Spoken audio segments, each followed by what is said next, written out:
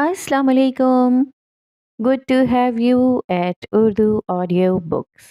حاضر خدمت ہے عبد الاحد کا ناول خائن، ایپیسوڈ 11. گھر پہنچتے پہنچتے دوپہر باسی ہو گئی تھی اور شام آئے بھی دیر ہو چکی تھی. اس نے اپنے طور پر تمام کوششیں کیں مگر راستے میں رش ہی اتنا تھا کہ وہ وقت سے پہلے پہنچ ہی نہ سکی. گھر کے دروازے کو گھورتے ہوئے اس کا دل ہچکولے کھا رہا تھا. کاش زمین پھٹے اور وہ اس میں سما جائے، یا تیز آندھی چلے اور اسے اڑا لے جائے. بس کسی طرح وہ ابا کے قہر سے بچ جائے. اس نے نم ہاتھوں کے ساتھ دروازہ بجایا. دروازہ اتنی تیزی سے کھلا جیسے دروازہ بجنے کا انتظار صدیوں سے کیا جا رہا تھا. درخشاں نے اسے کوہنی سے پکڑ کر اندر گھسیٹا اور بنا سوال کیے اس کے رخسار یکے بعد دیگرے تھپڑوں سے سرخ کیے. کہاں مر گئی تھیں بھونکو؟ کہاں مر گئی تھی جو اتنی دیر لگا دی؟ وہ اس کی کوہنی دبوچے ہوئے پھنکاری. نورالعین کی آنکھوں سے دو موٹے موٹے آنسو ڈول گئے. اسے وہ شخص شدت سے یاد آیا جس کی زبان پھولوں کے سوا کچھ برسانا جانتی نہ تھی، جو اس کی آنکھوں میں ذرا سی اداسی دیکھ کر بھی بلبلا اٹھتا تھا. اور یہاں اس کی اپنی ماں تھی جو اسے مار کر رلا رہی تھی. یہ مگر مچھ کے آنسو نہ بہاؤ، کہا تھا نا شام سے پہلے گھر آنا. تمہارے ابا نے مجھے کتنی سنائی ہے. صرف تمہاری وجہ سے نوری، اپنا نہیں ماں کا ہی خیال. وہ رندھے ہوئے لہجے میں بولی مگر بات بیچ میں کٹ گئی. ادھر آئیے دونوں. بختیار کی گرجدار آواز نے نورالعین پر لرزاں طاری کی. آنسو اور بھی تواتر کے ساتھ بہے. اس نے مڑ کر گھر کے بند دروازے کو دیکھا. کاش وہ بھاگ کر کہیں پناہ لے سکتی. کاش ابا کے سامنے حاضر ہونے سے پہلے اسے زہر مل جائے جو وہ نگل کر اپنا کام تمام کر لے، یا شاید موت کا فرشتہ اس پر مہربان ہو جائے اور اس کی روح قبض کر لے. مگر تمام خواہشات ناتمام رہ گئیں. درخشاں اسے گھسیٹتے ہوئے بختیار کے سامنے لے گئیں. وہ یوں پھڑ پھڑائی جیسے ہاتھوں میں قید کوئی کبوتر ہو. درخشاں نے اسے دو چپیڑے لگائیں اور چوٹی کس کے پکڑی. نورالعین کی سسکاری جاری ہوئی. ہمیں معاف کر دیں ابا، ہم سے بہت بڑی غلطی ہو گئی. ابا ہم آئندہ ایسا نہیں کریں گے. اس کی دہاڑیں اتنی اونچی تھی کہ بالائی منزل سے یاسمین اور کمرے سے گلاب فاطمہ بھی نکلیں. باپ کے خوف سے اس کا رواں رواں کھڑا ہو چکا تھا. کس معافی کی بات کرتی ہیں نورالعین؟ کس معافی کی؟ وہ زور سے چلائے. نورالعین نے آنکھیں میچ لیں. آپ کو اجازت دی ہم نے کہ جائیں جا کر مل آئیں اپنی سہیلی سے، مگر آپ نے تو حدیں پار کر دیں. ہمارا دم نکلا جا رہا تھا. وہ چبا چبا کر بولے. ابا رستے میں بہت رش تھا. ابا ہم وقت پر نکل گئے تھے. ابا بس ایک موقع اور دے دیں، بس ایک موقع. ہم آپ کو شکایت کا موقع نہ دیں گے. وہ اسے کٹیلی نگاہوں سے دیکھتے ہوئے اس کا آپ بھسم کرنے لگے. آنسو کی رفتار بڑھ گئی. صرف ابا کی ڈانٹ نہیں تھی، اسے کچھ لمحے پہلے کے مسرور لمحات کے کھو جانے کا غم لاحق تھا. ایک طرف وہ شخص تھا جس کے سامنے وہ پرسکون ہو جاتی تھی، دوسری طرف اس کا اپنا باپ جس کے سامنے سکون کا تصور بھی ناممکن تھا. بہت اچھا کیا ہم نے جو آپ کے لیے رشتہ تلاش کرنا شروع کر دیا ہے. انہوں نے نورالعین مجاہد پر گویا کرپان چلائی. درخشاں اس اچانک کے انکشاف پر گھبرا گئیں. اب بس جلد از جلد آپ کا بیاہ کر دیں گے تاکہ ہمارے سر سے آپ کی فکر ختم ہو جائے. بیاہ؟ ابا یہ آپ کیا کہہ رہے ہیں؟ اس کے حلق سے بے اختیار نکلا. دل جیسے کسی کھائی میں گرتا چلا گیا. کیا کہنا چاہتی ہیں؟ کیا آپ کا بیاہ نہیں ہونا تھا؟ آج نہیں تو کل ہم نے آپ کے لیے لڑکا پسند کر لیا ہے اور یہی ہمارا فیصلہ. نہیں، وہ بآواز بلند بولی. وہ خود بھی سمجھنے سے قاصر تھی کہ یہ آواز کہاں سے برآمد ہوئی. جسم بری طرح کپ کپا رہا تھا، گویا کسی مافوق البشر سائے نے اسے جکڑ لیا ہو. کمرے میں موجود ہر فرد نے اس نہیں میں پنپتی بغاوت کو پہچان لیا تھا. ہماری شادی، یہ ہماری زندگی ہے اور ہماری شادی ہمارا فیصلہ ہے. وہ ان کی آنکھوں میں آنکھیں ڈال کر بے باکی سے بولی. کمرے میں تناؤ سے دو چار سکوت چھا گیا۔ بختیار اسے یوں دیکھ رہے تھے جیسے وہ کسی دوسری دنیا کی مخلوق ہو۔ درخشاں کا دماغ یوں سن ہوا کہ وہ اس پر ایک انگلی بھی نہ دھر سکیں۔ غیرت پر ضرب کاری ہوئی۔ بختیار مجاہد آگ بگولا صورت لیے اٹھ کھڑے ہوئے۔ کیا کہا آپ نے؟ آپ ہمارے فیصلے پر اعتراض کریں گی؟ اتنی ہمت کہاں سے ملی آپ کو؟ باپ کے اپنی طرف اٹھتے ہوئے قدم اس کا دل پھر ڈبانے لگے۔ ایک دم سے جو قوت جسم میں بھری تھی وہ معدوم ہوئی۔ آنسوؤں کا سلسلہ جاری ہوا۔ ابا، ہم ایسے کیسے؟ بختیار کا ہاتھ اٹھا۔ نورالعین نے ماں کا بازو تھامتے ہوئے آنکھیں میچ لیں، مگر باپ کا بازو ہوا میں معلق رہ گیا۔ بس کرو بختیار! پیچھے سے گلاب فاطمہ دہاڑی۔ اگر تمہارا ہاتھ آج اپنی بیٹی پر اٹھا تو اس کے بعد ایک ہاتھ اپنی ماں پر بھی اٹھانا۔ وہ لڑکھڑاتے قدموں کے سنگ نورالعین تک پہنچی، ہاتھ پھیلاتے ہوئے روتی ہوئی لڑکی کو اپنی آغوش میں لیا۔ بختیار نے شرمسار سا ہو کر گردن جھکا لی، پیشانی پسینے سے تر ہو چکی تھی۔ ٹھیک کہہ رہی ہیں نوری، یہ کوئی طریقہ ہے بات کرنے کا؟ نہ برخوردار کا نام بتایا، نہ یہ بتایا وہ کیا کرتا ہے۔ اور اگر تمہارے دماغ میں یہ بھوسا بھرا ہوا ہے کہ تم نوری کی شادی زبردستی کروا سکتے ہو تو جاؤ، باورچی خانے سے خنجر اٹھاؤ اور اپنی بوڑھی ماں کے سینے میں گھونپ دو، کیونکہ ہمارے جیتے جی یہ ممکن نہیں۔ اگر نوری راضی نہ ہوئی تو ہم ان کی شادی کبھی نہ ہونے دیں گے۔ نورالعین کے دل کو ڈھارس سی بندھی۔ نوری کی کوتاہی اپنی جگہ، مگر تمہارے تیور ٹھیک نہیں بختیار۔ ہوش کے ناخن لو۔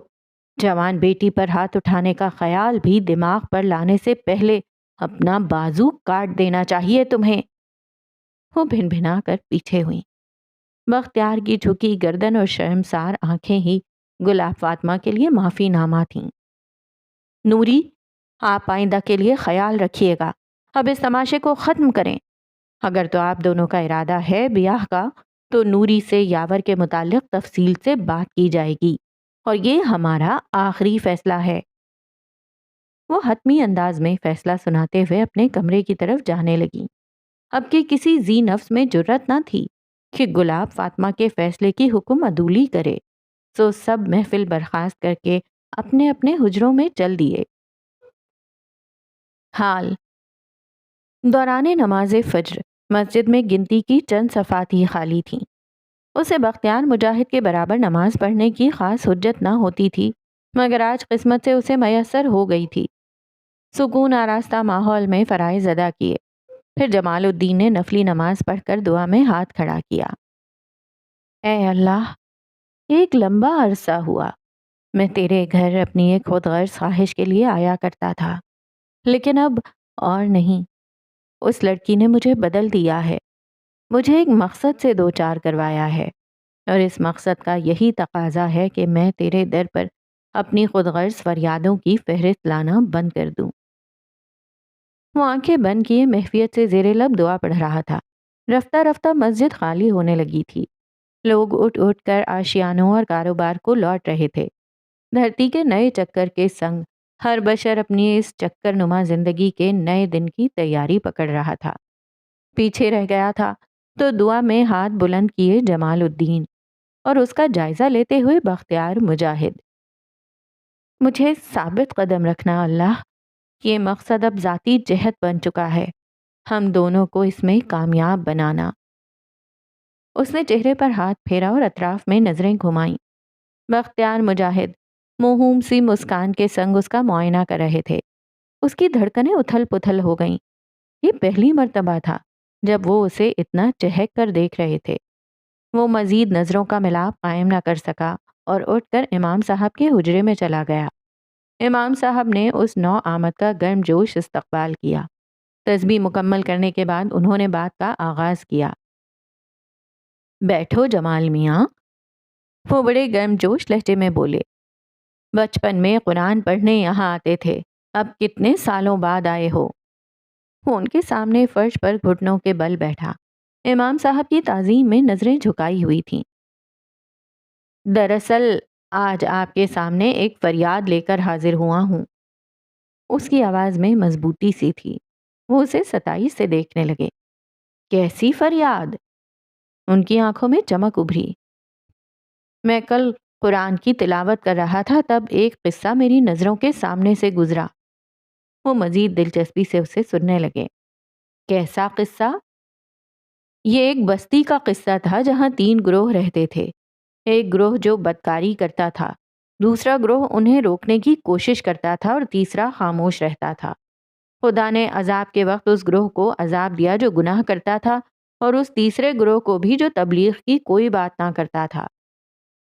اب کہ اس نے نظریں اٹھائیں، آنکھوں میں متانت کا بسیرا تھا۔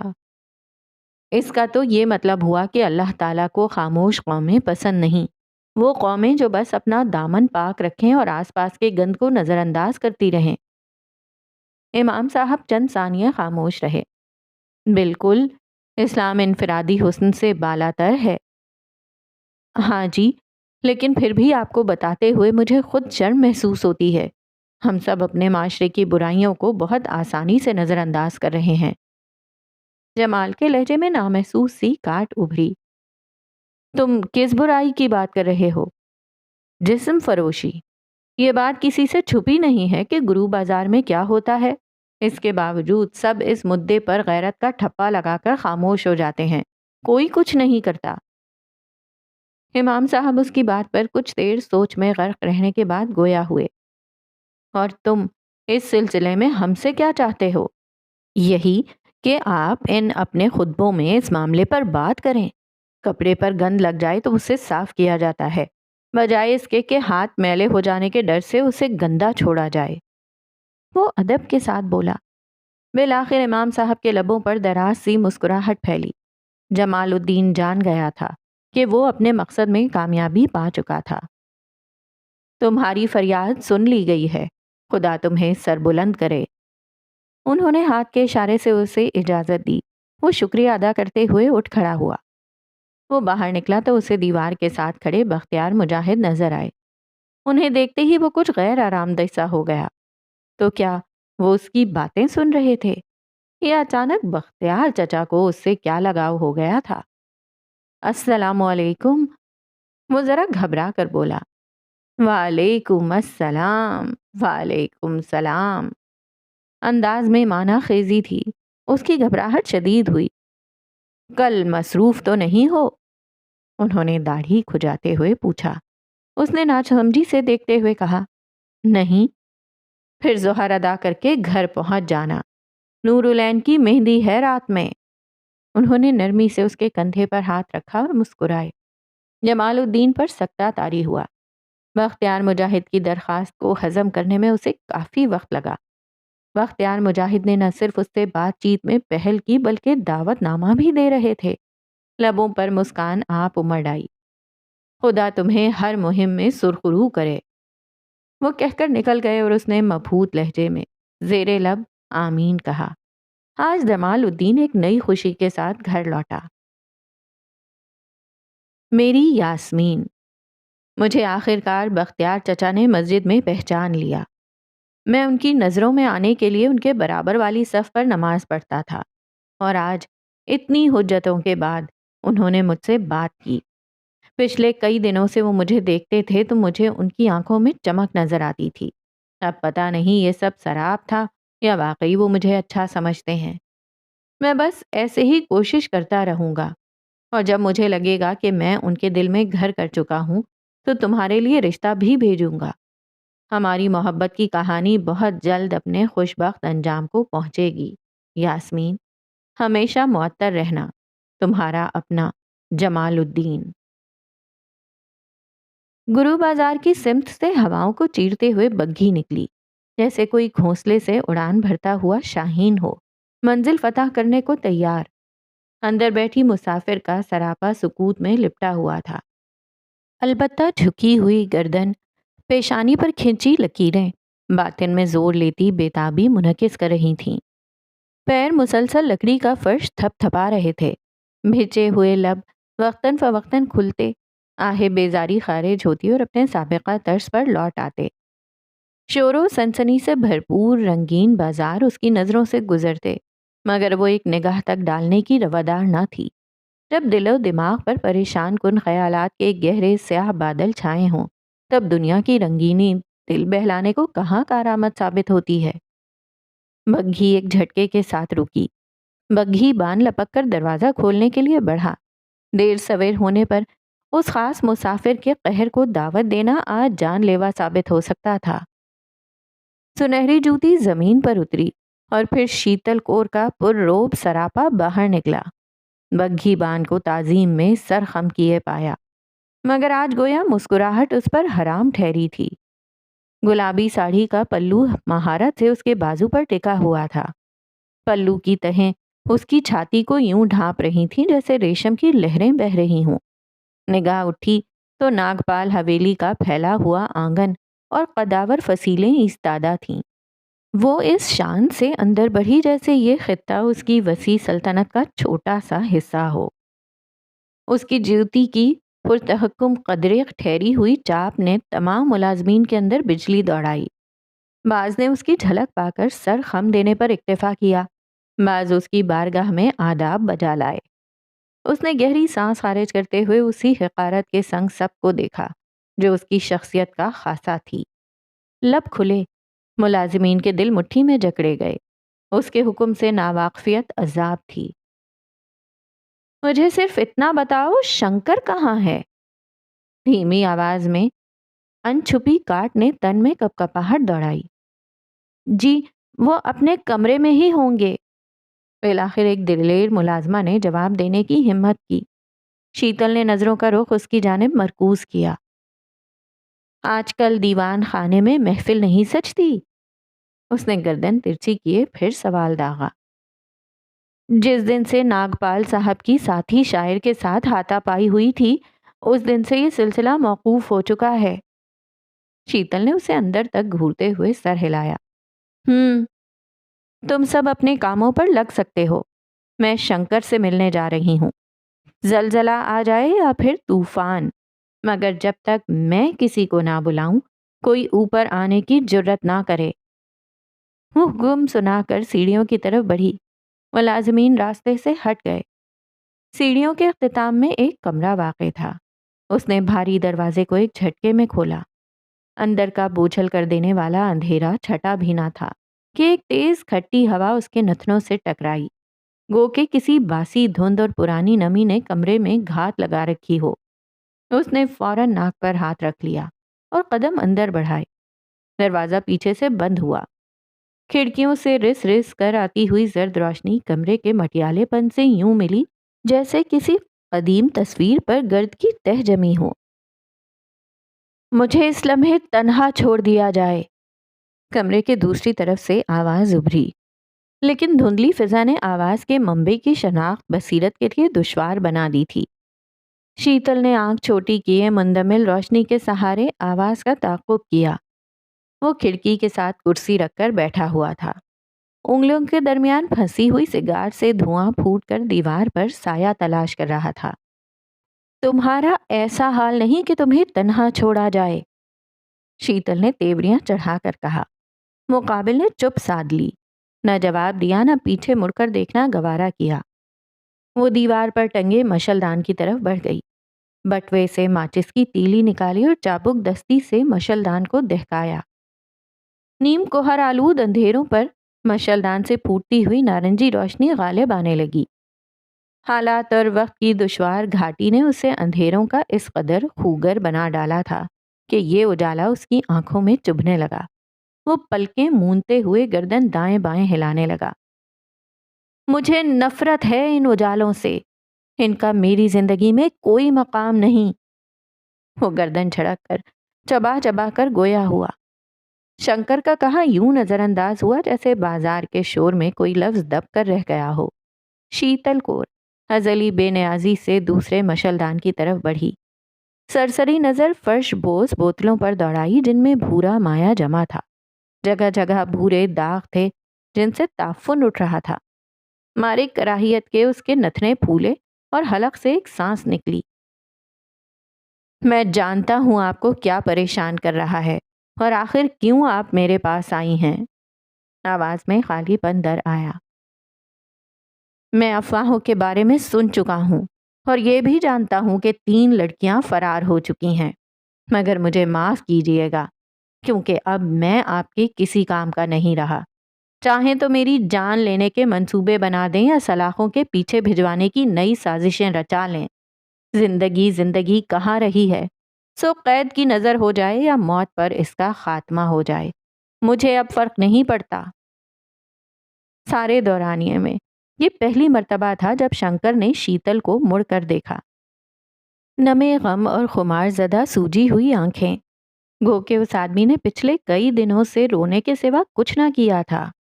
تر پیشانی، کھلا ہوا گریبان، الجھے ہوئے بال، جیسے وہ اپنا خیال رکھنا بھول چکا تھا۔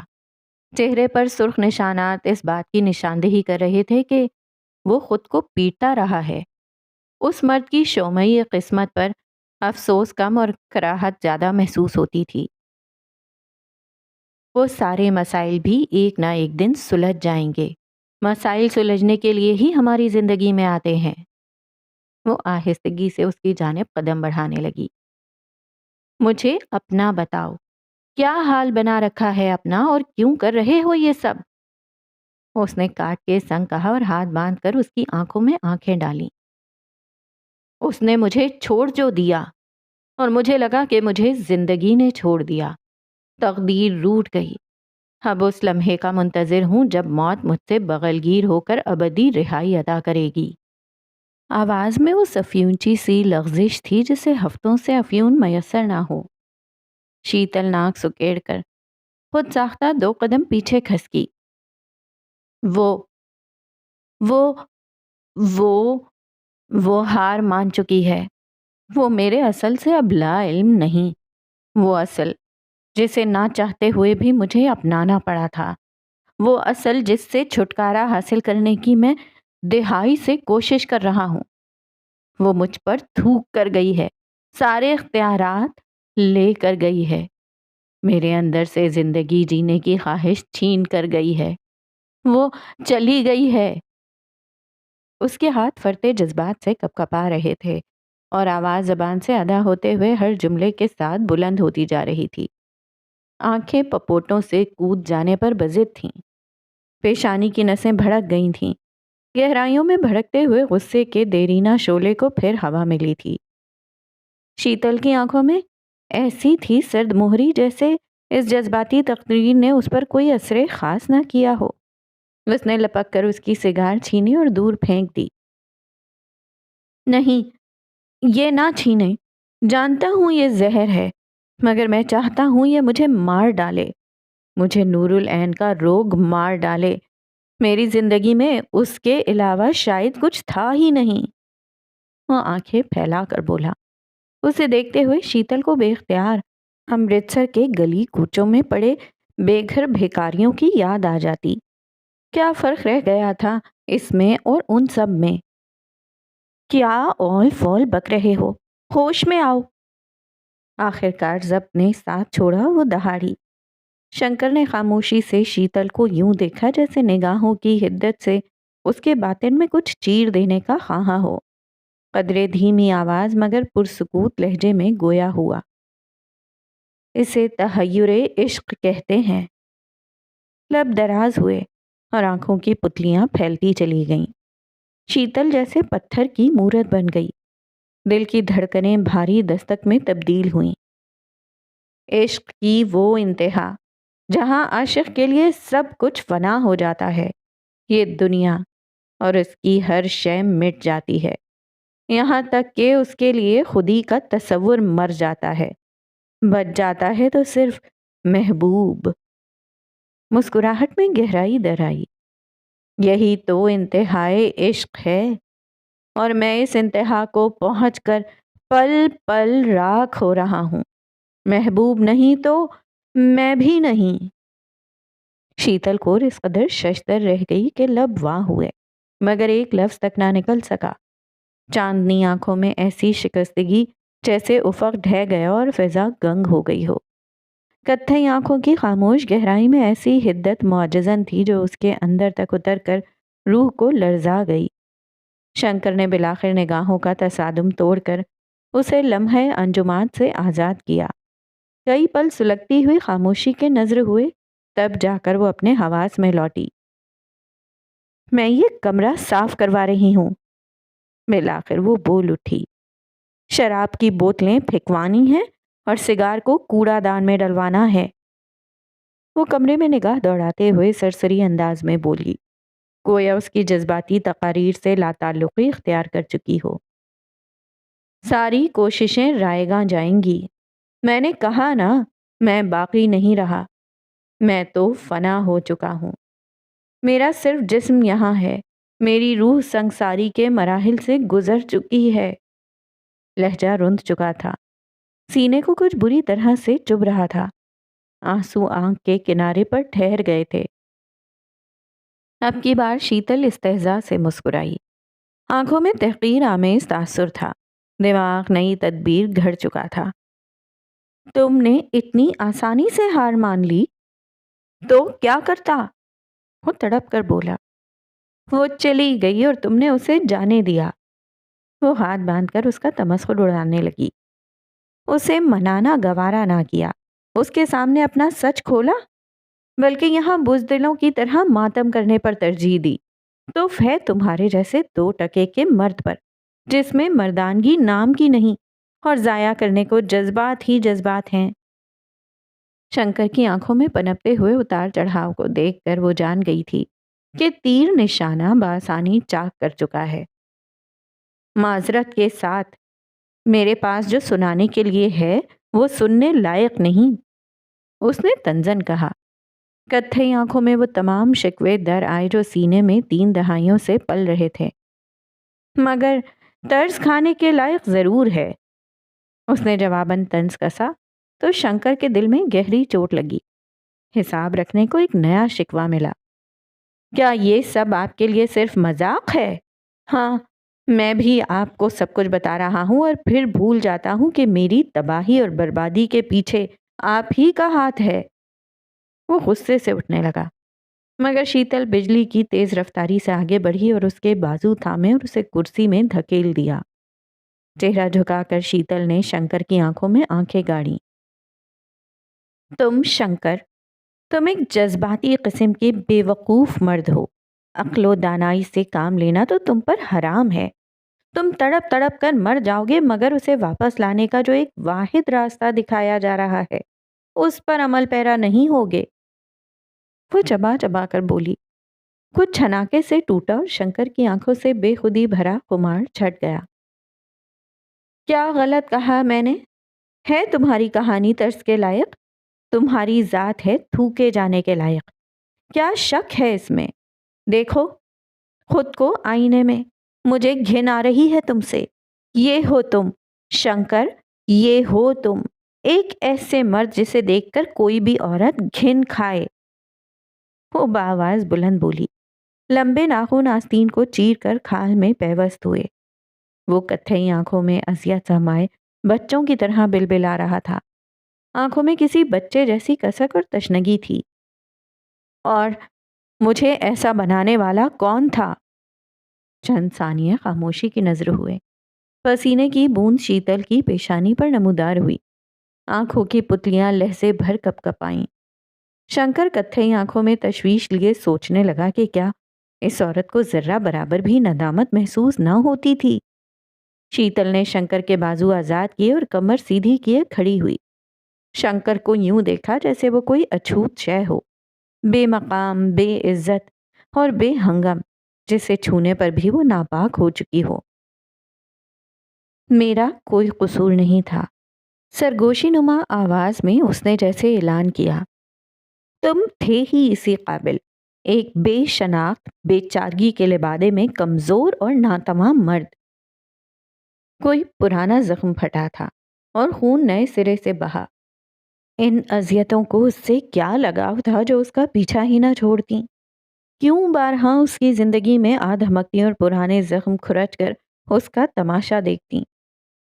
یہاں بیٹھ کر رو رہے ہو، زنانیوں کی طرح ماتم کر رہے ہو۔ جانتے ہو تم صرف 14 سال کی تھی جب مجھے اس جہان میں اوندھے منہ پھینکا گیا تھا۔ اس نے انگشت شہادت سے سینے پر دستک دی۔ صرف ایک دن شنکر، صرف ایک دن آنسو بہائے۔ اس کے بعد میں نے خود سے عہد کیا کہ اب ان آنسوؤں کو ضائع نہیں کروں گی، بلکہ وہ سب حاصل کروں گی جو مجھ سے چھینا جا چکا تھا، وہ سب لوں گی جو میرے پاس کبھی تھا بھی نہیں۔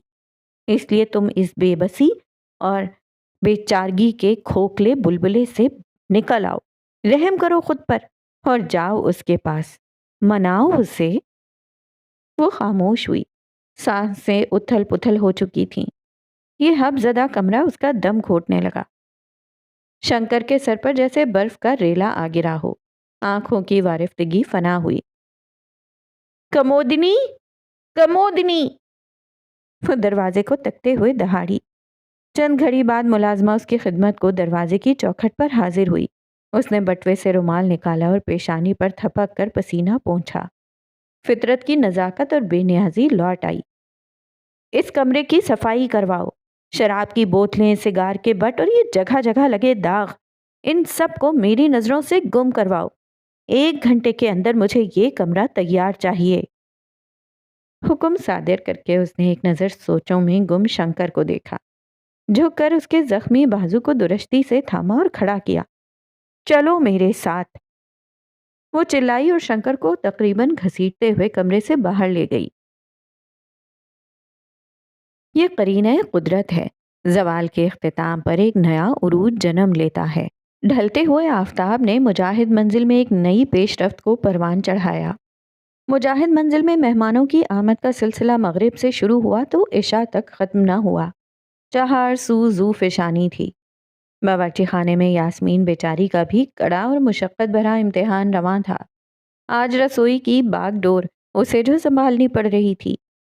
وہ بے دلی سے حلوے کے پتیلے میں چمچ چلاتے ہوئے سوچ رہی تھی کہ کیا ساری لڑکیاں اپنی بہنوں کی شادیوں پر ایسے ہی خوار ہوتی ہیں؟ درخشاں کسی خون آشام بلا کی طرح اس کی اوٹ میں کھڑی انتظار میں تھیں کہ یہاں وہ کوئی چوک کرے، وہاں وہ اسے آڑے ہاتھوں لے سکیں۔ جتنی جلدی زبان چلتی ہے اتنی جلدی چمچ بھی چلاؤ۔ اور جب بہت دیر ڈپٹ لگانے کو کوئی بات نہ ملی تو اس کی رفتار کو نشانہ بنایا گیا۔ یاسمین نے بے بسی سے ماں کو دیکھا اور بھاری بھرکم حلوے کے مائع میں چمچ مزید قوت کے ساتھ چلایا۔ یہ نہ ہو حلوہ لگ جائے، بڑی مشکل سے تیار کیا ہے۔ کہ کیکس، بسکٹس اور ڈبل روٹیاں ہی ٹھیک تھیں جن کا مادہ تیار کر کے تندور میں سینکنے کے لیے چھوڑ دیا جاتا۔ یہاں تو چولہے کے سامنے مستریوں مزدوروں جیسے مشقت کرنی پڑ رہی تھی۔ اوپر سے حلوے کا گھول اس قدر سخت اور وزنی تھا کہ چمچ چلاتے سمے یاسمین کو اپنی نازک ہڈیوں پر ترس آ رہا تھا۔ جتنا ہمارے ہاتھوں میں دم ہوگا اتنی ہی جان لگائیں گے نا؟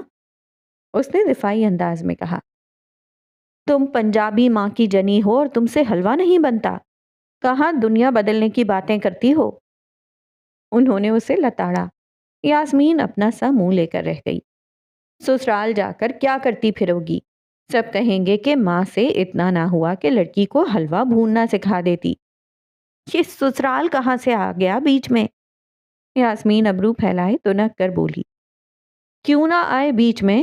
نورالعین کی رخصتی ہو لینے دو، پھر تمہاری ذمہ داری سے بھی سبکدوش ہونا ہے۔ شگفتہ پچھلے ہفتے سے تمہارے لیے ایک سے بڑھ کر ایک بر دکھا رہی تھی۔ ایک بارگی حرکت کرتا ہوا ہاتھ اپنی جگہ تھم گیا۔ مستقبل کی عدم یقینیوں نے غائبانہ بوجھ اس کے کندھوں پر نازل کیا۔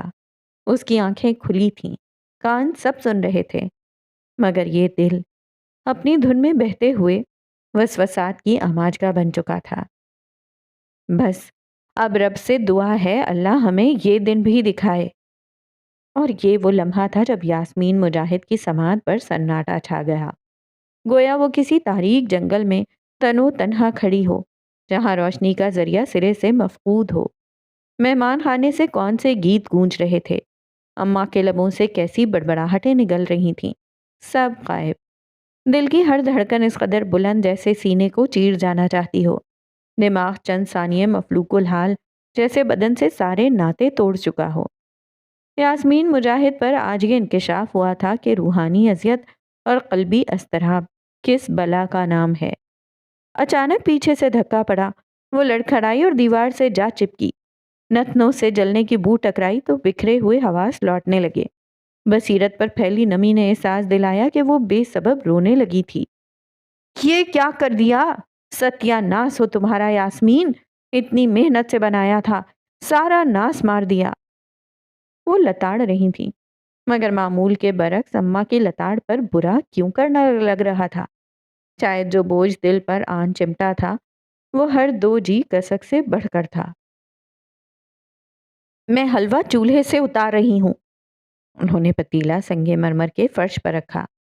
तुम हलवा कटोरों में भर कर मेहमान खाने में आओ। वो औलाद के कल्बी अस्तराब से नावाकिफ हिदायतें जारी किए निकल पड़ी। यास्मीन हफ्सदा बावर्ची खाने में तन्हा रह गई थी। चाशनी और इलायची की खुशबू नाक में फिर दाखिल हुई। अब के वो भली ना लग रही थी। बावर्ची खाने की वसत आज उसे निहायत तंग लगी। ये दीवारें किसी जिंदान की दीवारों जैसी मालूम हुई। उसने गर्दन मोड़कर खिड़की से झांका।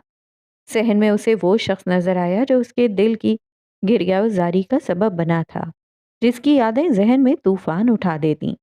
जमालुद्दीन सफ़ेद कुर्ता शलवार में मलबूस था, जैसे सफ़ेद बर्फ पर धूप की नर्म किरण हो। हमेशा की तरह आज भी अपना सा, मानूस सा, ताबेदारी का मुजस्समा। वो सीढ़ी पर चढ़कर तारों पे फूलों की लड़ियां टांग रहा था। बख्तियार मुजाहिद गर्दन उठाए उसे हिदायतें दे रहे थे और वो सोच रही थी कि ये मंजर तस्वीर कामिल है, गोया पैकरे हुस्न, और वो शख्स उसकी थकावट का मदावा, उसकी ज़िंदगी की सबसे बड़ी आरज़ू। वो आंखें बंद कर लेती कि शायद यूं करने से उस शख्स का ख्याल पीछा छोड़ दे, मगर हद दर्जा तारीकियों के बावजूद उसे अपने सरहाने जमालुद्दीन नजर आता।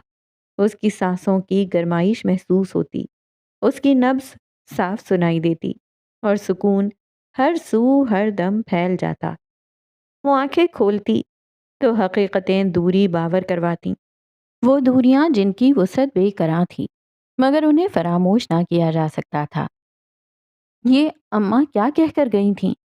उसने तो मुस्तकबिल के तमाम ख्वाब बुनना शुरू कर दिए थे। ख्वाबों का सुरूर मिलना शुरू ही हुआ था कि यूं किरची हुए थे जैसे कोई गुलदान फर्श पर पटक दिया हो। उसने कपकपाते हाथ बुलंद किए और आंख के गोशे छुए।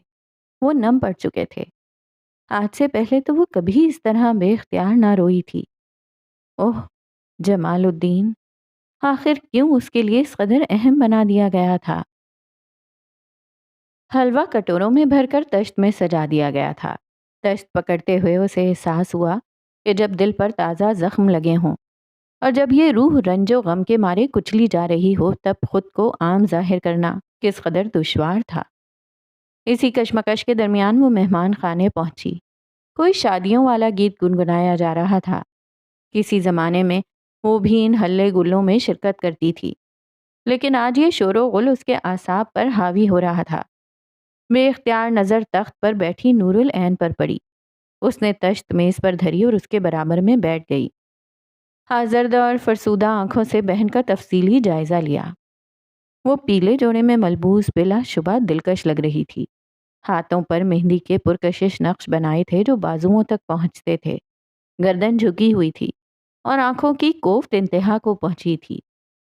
आज अपनी बहन के आलम पर उसे अफसोस ना हुआ, न उसकी सोगवारियत पर गुस्सा चढ़ा। आज उसे नूरुल ऐन का कर्ब सांझा लगा। यादों की एक रेलगाड़ी चल पड़ी और हर याद में उसे जमालुद्दीन का चेहरा नजर आता। वो तमाम खुतूत जहन में बाज़गश्त करने लगे जो उसने लिखे और पढ़े थे। क्या मोहब्बत में इतना आगे जाने के बाद भी पसपाई उसका मुकद्दर बन सकती थी? क्या मुजाहिद मंजिल में एक और मोहब्बत जवाल पर मुंतज होने लगी थी? क्या हर इश्क का माहासिल अश्क होते हैं, या ये बदकिस्मती सिर्फ इस घर के मकीन का मुकद्दर थी? कैसा महसूस कर रही हैं? यास्मीन ने उसके कान में सरगोशी की। नूरुलैन ने हलवे के मज़े लूटती औरतों पर नज़र दौड़ाते हुए हारी हुई सांस खारिज की। एक काश क्या ही महसूस कर लेगी यास्मीन। वो फीका सा मुस्कुराई। दोनों की नज़रें मिलीं। उसने यास्मीन की आंखों में कुछ देख लिया था। वहाँ वो अदावत ना थी जो गुज़िश्ता दिन उसने यास्मीन की आंखों में पाई थी। دل دکھ رہا ہے؟ یاسمین کے سوال سے زیادہ اس کے بوجھل کر دینے والے انداز پر اسے قلق ہوا۔ دکھ بہت چھوٹا لفظ ہے یاسمین، اس نے گردن جھٹک دی۔ زندگی تیر کمان سے لیس ایک شکاری، اور ہم وہ ہرما نصیب شکار جس کی گردن تیر سے چاک ہو چکی ہو۔ اس کی پرنم آنکھیں تشنا خواب سجائے خلا میں گھور رہی تھیں۔ یاسمین بنا پلک جھپکائے نور العین کو دیکھتی گئی۔ آج اسے اس مسخ شدہ عورت کی ذات میں اپنی ذات بھی نظر آئی۔ تو کیا اس کے مقدر میں بھی ریزہ ریزہ ہو جانا مکتوب تھا؟ آنکھیں اشک روکنے میں ناکام ٹھہری۔ شاید آپ نے ٹھیک کہا تھا نوری، اس نے گرد و نواح میں نگاہ دوڑاتے تیزی سے آنسو پوچھے۔ اس زمانے میں محبت سے بڑا کوئی جرم نہیں، بالخصوص ایک عورت کی محبت۔ نور العین کے تمام تر شکوک کی تصدیق ہوئی۔ اس بات میں کوئی شائبہ باقی نہ رہا تھا کہ اس کی چھوٹی بہن محبت کی کوٹھی میں نظر بند ہو چکی تھی۔ اس نے یاسمین کی ٹھوڑی تھام کر چہرہ اپنی طرف کیا۔ یہ آپ نے کیا کر دیا یاسمین؟ اس نے آنکھیں چھوٹی کیے بے حد نرمی سے کہا، گویا ملامت چاہ کر بھی نہ کر پا رہی ہو۔ انگوٹھے کی مدد سے اس کے رخسار پر ڈولتا آنسو پونچھ ڈالا۔ یہ ہم نے کیا کر دیا؟ یاسمین نے پلکیں میچی اور اٹھ کھڑی ہوئی۔ اگر اختیار میں ہوتا تو ہم کچھ نہ کرتے، مگر کچھ اختیار میں تھا ہی نہیں۔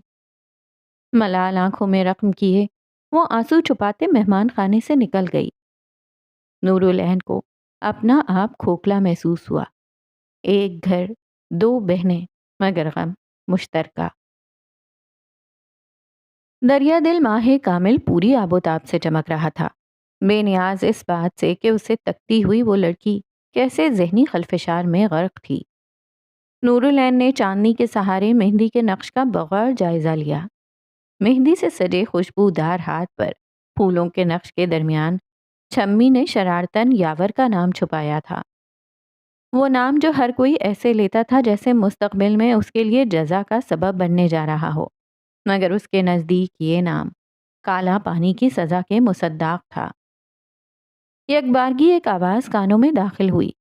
روانی سے بہتے ہوئے خیالات کے دریا پر ہی جان سا پیدا ہوا۔ کسی نے کھڑکی سے کاغذ میں لپٹا ہوا کنکر فرش پر پھینکا تھا۔ نور العین کے دل نے دوڑ لگائی۔ یہ انداز خاص شخص کا ہی تھا جسے وہ اپنی زندگی سے بے دخل کر چکی تھی۔ وہ جان گئی تھی کہ ایک بار پھر اس کی آزمائش لینے وہ آ چکا تھا۔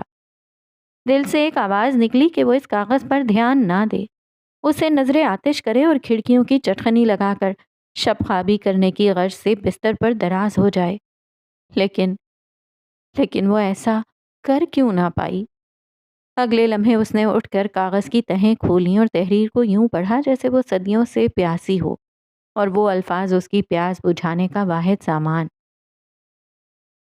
کچھ اچھا لکھنا چاہتے ہیں، ہم تجھ سے ملنا چاہتے ہیں، اس چمن خاردار میں ہم پھولوں سا کھلنا چاہتے ہیں، سن کر اچھی بری سب ان کی ہونٹوں سا سلنا چاہتے ہیں، ہاتھوں میں ان کا ہاتھ جو ہو سنگ ان کے چلنا چاہتے ہیں، ان کے اب ہجر میں سن اب تو غالب سا لکھنا چاہتے ہیں، ناچیز آپ سے ملاقات کا منتظر ہے، باخدا یہ رات کھڑے کھڑے کاٹ دوں گا مگر آپ سے ملے بغیر نہ لوٹوں گا۔ کاغذ ہاتھ سے پھسل کر زمین پر جا گرا۔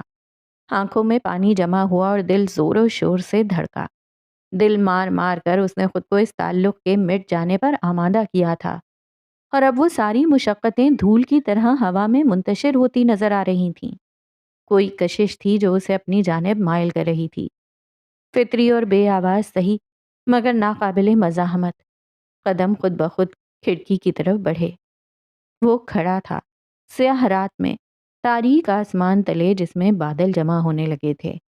آج بھی اس کی آنکھوں میں وہی عقیدت و محبت پنپی جس کی جھلک تک کے لیے نور العین کا دل بےتاب ہو جایا کرتا تھا۔ بس ایک نظر اور نور العین ترہم برہم ہو گئی۔ اس نے گہری سانس خارج کیے خود پر زور بحال رکھا، سختی سے گردن نفی میں ہلائی اور کھڑکیاں بند کر دیں۔ وہ اتنی آسانی سے ڈھہ نہیں سکتی تھی۔ وہ آنسو جو آنکھ کے گوشوں میں جمع تھے بالآخر بہہ گئے۔ دل نے اسے خوب ملامت کیا۔ وہ کب اتنی ظالم اور سنگ دل بن گئی کہ اس دشمن جاں کی فریاد کو نظر انداز کر رہی تھی؟ دماغ سے آواز نکلی۔ وہ جس کا تعاقب کر رہی تھی وہ سراب تھا۔ یہ عشق تباہی کے راستے پر لے جاتا تھا۔ وہ بے چینی کے عالم میں یہاں سے وہاں ٹہلنے لگی۔ پیٹ میں مروڑیں اٹھ رہی تھیں، گویا آنتیں آپس میں الجھ رہی ہوں۔ بارہا نظر کھڑکی پر پہنچتی، پھر بستر پر پڑی چادر پر۔ جی چاہتا کہ وہ ابھی چادر اپنے کندھوں پر ڈالے اور گلی تک دوڑ لگائے۔ بادلوں کے ٹکرانے کی آواز آئی۔ بجلی کی چمک دمک نے کھڑکی کے سوراخوں سے کمرے میں جھانکا۔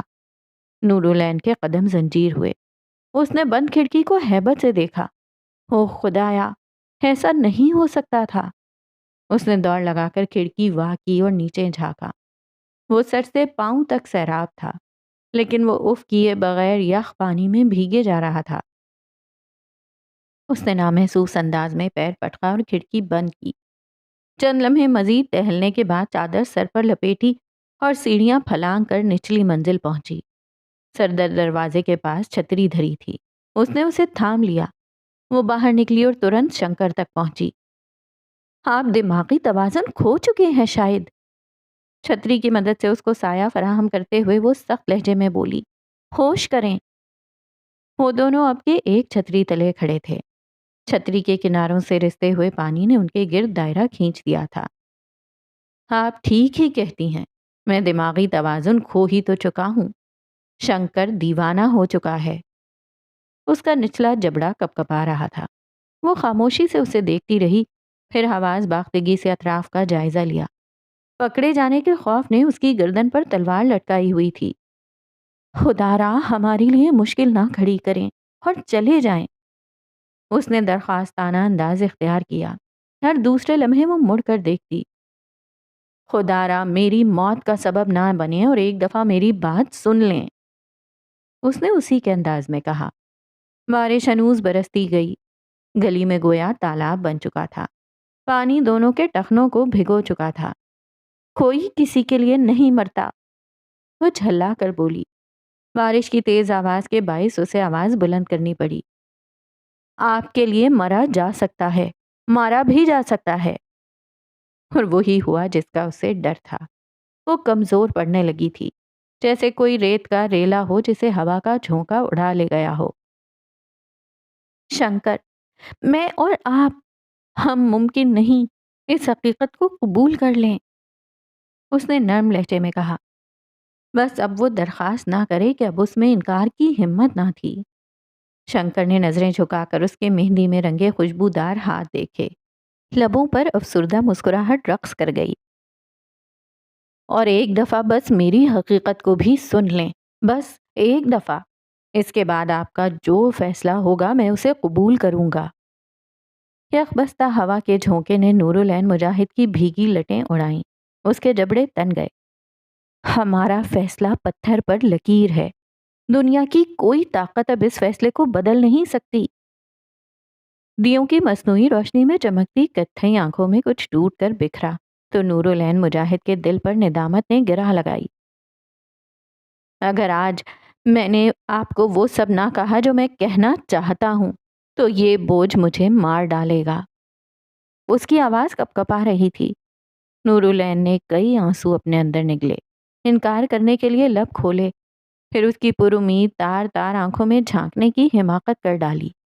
آپ کمزوری ہیں ہماری۔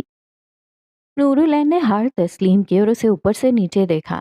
وہ قدرے بدلا ہوا لگ رہا تھا، جیسے غم کی دیمک نے اس کی جسامت کھا لی ہو۔ بادلوں کی پرزور گرج چمک گفتگو میں مخل ہوئی، گویا یہ قدرت نورالعین مجاہد کو روکنا چاہتی ہو۔ آپ کی طاقت بننا چاہتا ہوں، آپ کو ہر خوف سے آزاد کرنا چاہتا ہوں۔ اس نے ہاتھ بڑھا کر چھتری اس کے ہاتھ سے لی۔ چلیں میرے ساتھ، وہ حق سے کہتا ہوا چلنے لگا۔ وہ بہت دیر اس کی پشت کو تکتی گئی۔ بارش سیدھا اس کے سر پر برس رہی تھی اور وہ بھی سر تا پیر بھیگ گئی تھی۔ شنکر نے مڑ کر دیکھا۔ اب آپ پیچھے نہیں ہٹ سکتی۔ ہواؤں کے جوشیلے تھپیڑوں نے اس کی چیخ دبانے کی حتی المقدور کوشش کی، نورالعین نے چادر سر پر درست کی اور اپنے بازوؤں کو مسلا۔ یہ راہ تباہی ہے شنکر۔ اس نے گیلی سانس اندر کھینچی، ہڈیوں میں ٹھنڈ اترنے لگی۔ وہ سست روی سے قدم بڑھاتا اس کے سامنے پہنچا۔ آنکھیں مل گئیں اور دونوں ایک دوسرے کو بہت دیر ٹکر ٹکر دیکھتے گئے۔ نورالعین مجاہد کے چہرے کا تناؤ چھٹنا شروع ہوا۔ پرانے وقتوں کی خوشنما یادوں نے اس کا انگ انگ دہکایا۔ یہ راہ عشق ہے رانی، اور ہم وہ مسافر جو محض منزل تک پہنچنا چاہتے ہیں۔ دنیا کا یہی وتیرہ رہا ہے۔ یہ زمانہ دو محبت کرنے والوں پر کبھی مہربان نہ ہوا۔ لفظ لفظ نے نورالعین مجاہد کا جسم برف کیا۔ وہ چاہ کر بھی اس سے نظریں نہ چرا پائی۔ کاش یہ آنکھیں کچھ دیر کے لیے اپنی بینائی ہی کھو دیتیں۔ یہ خاکسار بس ایک موقع کا طلبگار ہے، محض ایک موقع۔ اس فقیر کو خالی ہاتھ نہ لوٹائیں، ورنہ وہ اس نے حلق سے ڈھیر سارا تھوک نگلا، ورنہ وہ اپنا دم کھو بیٹھے گا۔ اگر آپ میرے مردہ بدن کو اپنے تصور میں لا سکتی ہیں تو میں خوشی خوشی بنا باز پرس کیے یہاں سے چلا جاؤں گا۔ نورالعین کا پھوٹ پھوٹ کر رونے کا جی چاہا۔ پکڑے جانے کا خوف، فیصلہ بدلنے کا خدشہ چند لمحے کے لیے ذہن سے سرک گیا۔ اس نے مایوسی سے گردن کو جنبش دی، پھر لب کھول کر بدقت بولی، چلیں۔ شنکر نے اس کی طرف پرتپاک مسکراہٹ اچھالی۔ وہ دونوں چھتری کے سائے تلے آزو بازو پانی کے عارضی تالاب میں راستہ بنا رہے تھے۔ اطراف میں بس برستے ہوئے پانی کی مخصوص آواز تھی۔ وہ دانستہ اس سے نظریں چرا رہی تھی اور وہ بارہا اسے ہی دیکھ رہا تھا، گویا وہ عالم نزا میں ہو اور وہ اس کے جینے کی واحد امید۔ وہ اسے لے کر ایک بگھی تک آیا۔ دونوں بگھی میں سوار ہوئے۔ وہ اس سے فاصلہ اختیار کر کے بیٹھی۔ اب تک نظریں ملانے سے گریزاں تھی۔ وہ جانتی تھی کہ نظروں کی مالا ایک ہوئی تو ایسا قوی بھونچال اس کے باطن میں برپا ہوگا کہ وہ جھیل نہیں پائے گی۔ رات گہری ہو رہی تھی اور بارش تیز۔ ہوا کے جھونکوں کے راگ، جھلملاتے ہوئے پتوں کی آواز شب کو مزید وحشتناک بنا رہی تھی۔ تنہائی رات کی کیا تم سے کہتی ہے؟ بھگی دوڑنا شروع ہوئی تھی جب اس نے خاموشی کو توڑا۔ نورالعین کا دل اس برف کے ریلے جیسا تھا جس پر سورج کی پرتپش کرن وار ہو رہی ہو، اور وہ حرارت کی تاب نہ لاتے ہوئے پانی پانی ہو گیا ہو۔ آنکھوں سے زاروں قطار آنسو نکلے۔ آنکھوں سے تیری ندی کیوں بہتی ہے؟ کیا تھا اس کی آواز میں جو وہ مڑ کر اسے دیکھنے پر مجبور ہوئی؟ شکایت، آرزو، ایک نامکمل آس۔ راز حسن ماہ کا گوش گزار کروں؟ وہ دونوں ایک دوسرے کی نظروں میں گم ہوئے۔ اس سے پہلے وہ خود کو کھو دیتی اس نے ترنت نظریں پھیر لیں۔ دل تیزی سے دھڑک رہا تھا، نم پیشانی پر پسینے کی بوندیں پھوٹ رہی تھیں۔ وہ دیکھو وہاں ایک پری رہتی ہے۔ بگھی جھٹکے سے رکی۔ وہ لمحہ بھر بھی رکے بغیر زمین پر اتری اور مڑ کر نہ دیکھا۔ پیچھے وہ بگھی سے اترا، ہونٹوں پر ایسی مسکراہٹ لیے جیسے دل کے زخموں سے رس نکال رہی ہو۔ بارش تھم چکی تھی، مگر ہوائیں اب بھی صدیوں پرانی دشمنی نبھاتے ہوئے درختوں کی جڑوں میں اپنی انگلیاں پیوست کیے ہلچل مچا رہی تھیں۔ حسب توقع وہ اسے ہی دیکھ رہا تھا۔ پتے گر رہے ہیں درختوں سے، لیکن پھر بھی شام یہ کیوں مجھ کو بھاتی ہے؟ وہ خمار زدہ عقیدت بھرے لہجے میں کہہ کر آنکھوں کے اشارے سے ساتھ چلنے کی دعوت دے رہا تھا۔ اسے چند لمحے دیکھ کر اس نے گردن جھکا لی۔ حویلی کا دروازہ کھلا اور دیوں کی روشنیوں میں منور ہال واضح ہوا۔ چھت سے ایک وسیع اور دراز فانوس لٹک رہا تھا۔ گزرے جب وہ کسی راہ گزر سے تو جھومتا ہے وقت، ہوا مسکراتی ہے۔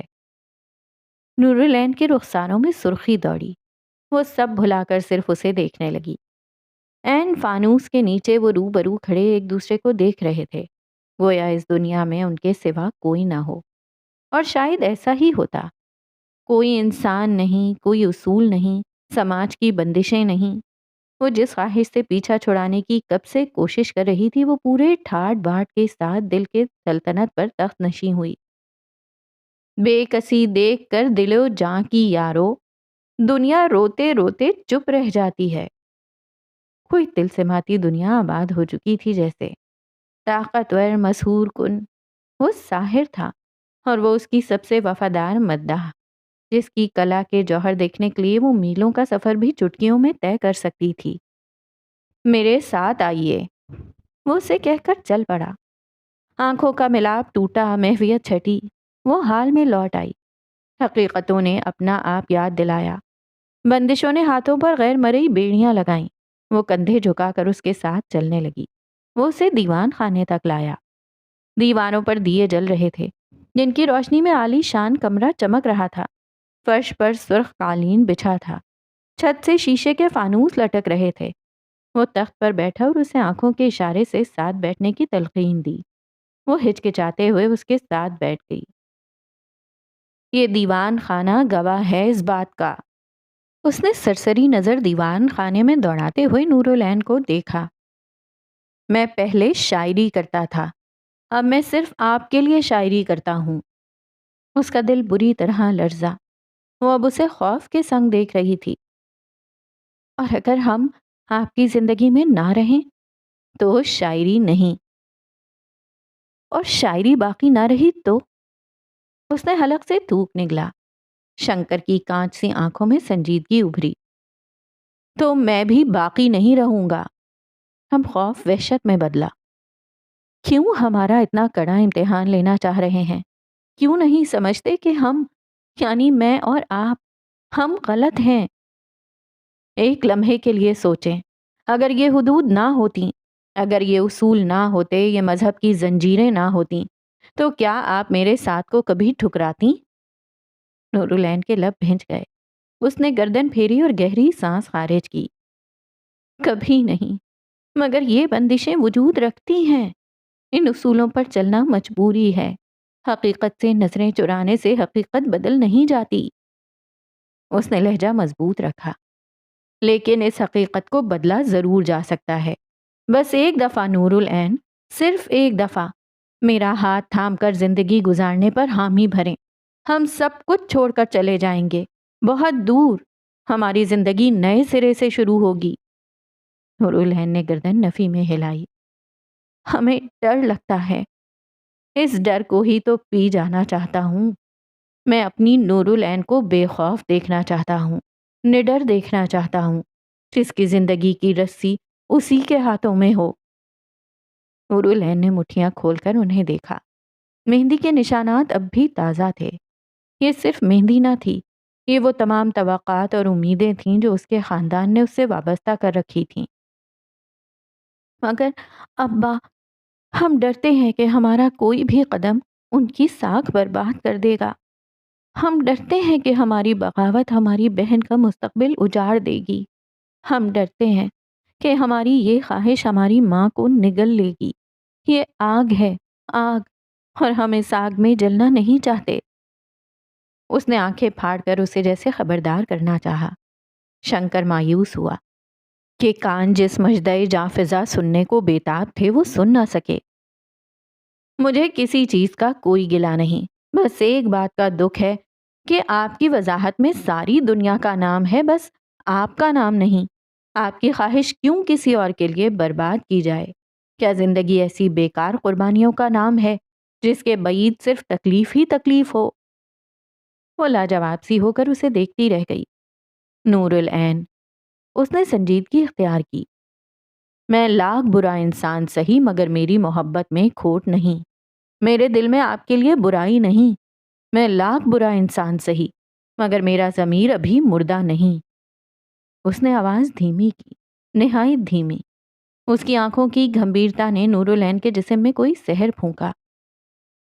میں جس دلدل میں ہوں اس سے رہائی کے خواب دیکھنا چھوڑ چکا تھا، مگر نور العین یہ آپ کا ساتھ تھا جس نے مجھے امید دلائی کہ میں رہا ہو سکتا ہوں۔ میں اس گند سے دور اپنا خوبصورت آشیانہ آباد کر سکتا ہوں۔ میرے سنہرے مستقبل کے خواب صرف آپ پر منحصر ہیں۔ نور العین اسے ٹکٹکی باندھ کر دیکھتی رہ گئی۔ آج میں ساری دیواریں گرا دینا چاہتا ہوں، سارے پردے ہٹا دینا چاہتا ہوں۔